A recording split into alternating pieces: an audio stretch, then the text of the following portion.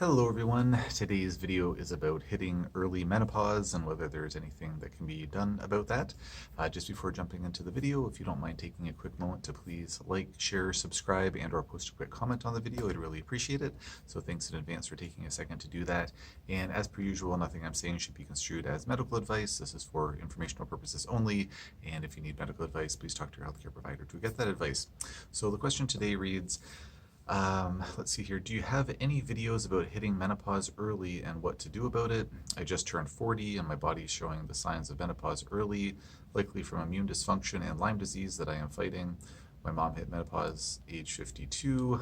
Someone told me to read the book Estrogen Matters. Is it true that old naturopathy is insisting on being all natural and now it is ideal to do some sort of HRT, which is hormone replacement therapy? And yeah, so that's the question or the question. So thank you for the questions. And yeah, it's a good topic to talk about. I've had quite a few patients over the years that are showing signs of being perimenopausal or sometimes being fully menopausal really early into their 40s, sometimes at 40. I think maybe a couple of patients like very late 30s, which generally speaking is very, very early. The mention that your mom was menopausal at 52, it's good information to have because there does seem to be maybe some, well, there is definitely trends that I have seen over the course of time with different family members the time that a mother goes through menopause, that her daughter would maybe go through menopause around a similar time. So, really early or really late menopause. So that is definitely relevant. So definitely taking that into account, that this seems to stand out as being different. It's not a familial trend. So I've had quite a few patients over the years where they're showing signs of menopause, whether they're having hot flashes or night sweats or maybe other symptoms associated with menopause, some vaginal dryness or some challenges in that neck of the woods, or they're just having really erratic periods, really long periods or multiple periods in 1 month, like menstrual flows in 1 month, or just sometimes being just frankly menopausal. And once we start working on their health issues, and sometimes they're coming in because that's their concern, and sometimes they're coming in saying, I'm really tired and brain foggy and digestive issues and whatever it happens to be, and and by the way, I'm perimenopausal already and I'm 41, so they're not worried about it. There's oh, by the way, this is what's going on. And so then in a number of those cases, once we start working on regulating their overall health, working to improve their overall health, improving their digestion and energy levels, which oftentimes relates to some lifestyle things like optimizing sleep, trying to optimize exercise, diet, and things like that, but also, maybe supplements to support their adrenal gland function or their mitochondrial function or their, getting their gut dysbiosis under control. Then as they're feeling better, I've had a number of patients that are like, oh, I am no longer seem to be in perimenopause. I am menstruating regularly again. Things are back to the way that they were back in my 30s and 20s and whatnot. Or I've had a few patients that have actually they haven't had a menstrual flow in 1, 2, 3, 4, 5 years, and then they start menstruating again.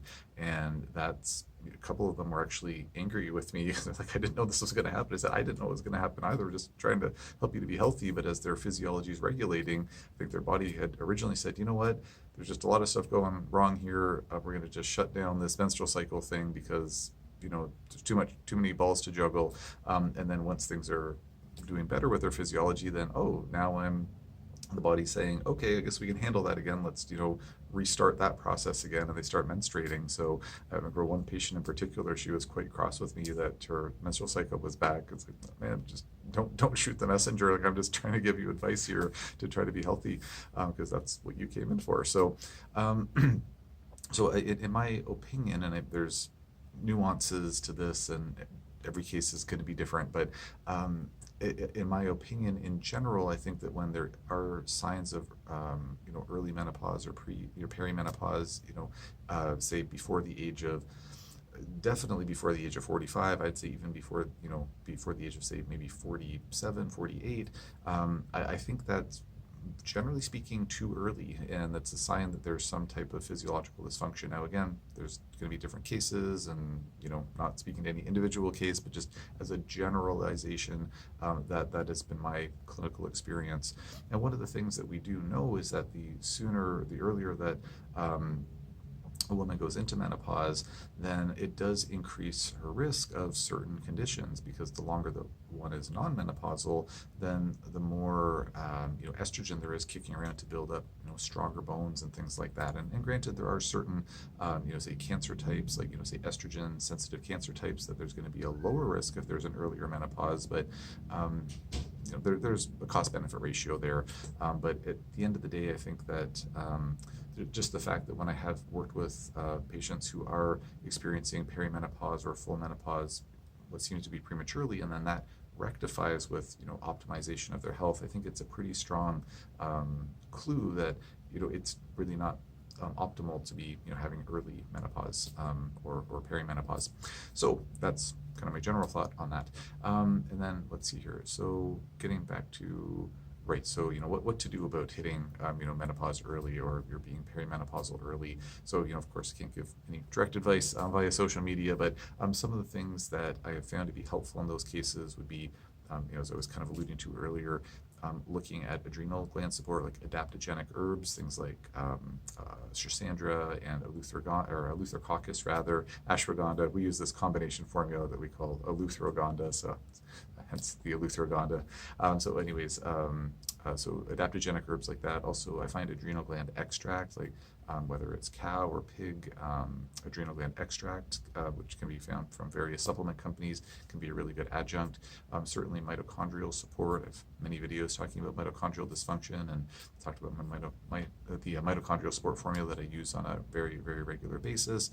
So if a woman comes in, she's showing signs of early menopause or perimenopause, and she's really tired, brain foggy, it's like, well, her mitochondria are dysfunctional. We need to boost those up. She's overstressed. Well, maybe we need to work with some of those adaptogenic herbs. There's a lot of anxiety. Maybe we're going to be, or insomnia. Maybe we're going to be working with things like liposomal GABA or Brelora, are a couple of my favorite things to work with to help with addressing sort of nervous system issues like that, and then also just general hormone balancers. So sometimes female patients will come in and they'll say, I've had a really, they don't say these exact words, but after I do the intake, what they're saying between the lines is basically, I've had a very erratic menstrual history, maybe really heavy flow, or really, sporadic cycles, a lot of painful menses.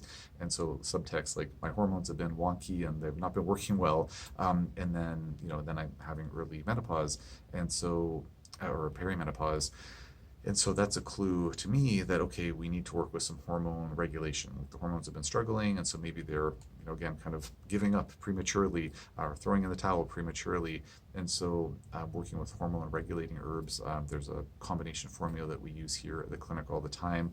We just call it the hormone tincture because it's in a tincture form, an alcohol-based extract of herbs, but could be taken in capsules as well. And it's equal parts of Vitex, which is also known as chase tree, wild yam, also known as Dioscorea, and then also Angelica sinensis, also known as dong guai. And I've seen really, really good results with that formula over the course of time. And sometimes it does have to be worked with for a few months to really kind of get the ball rolling with things, but it can be really, really helpful. It's just a good general hormone balancer, hormone regulator. There could certainly be other factors to consider. If someone's dealing with Lyme disease, or they're dealing with mold toxicity, or they have a bunch of SNPs on their genetic report, or they have histamine issues or whatnot, these are all things that can certainly muddle up their biochemistry, their physiology, and so we might need to work with those things too. But just as kind of for more kind of general thoughts on this topic, then those are some of the things that I found to be very helpful over the course of time. As far as the HRT question goes, the hormone replacement therapy, I can't really speak for naturopathy / naturopathic medicine as a whole. I would not say that it's just generally that it's generally the thought of every ND nowadays that like, oh, HRT is definitely the way to go. There are definitely differences of opinion on that, but I do feel that bioidentical hormone replacement therapy seems to be a safer bet than just standard hormone replacement therapy, but that's maybe a topic for another day. Thank you again for the questions. If anybody has any questions or comments on this topic or anything else, just post in the comment section below, and I will do my best to answer as soon as I can.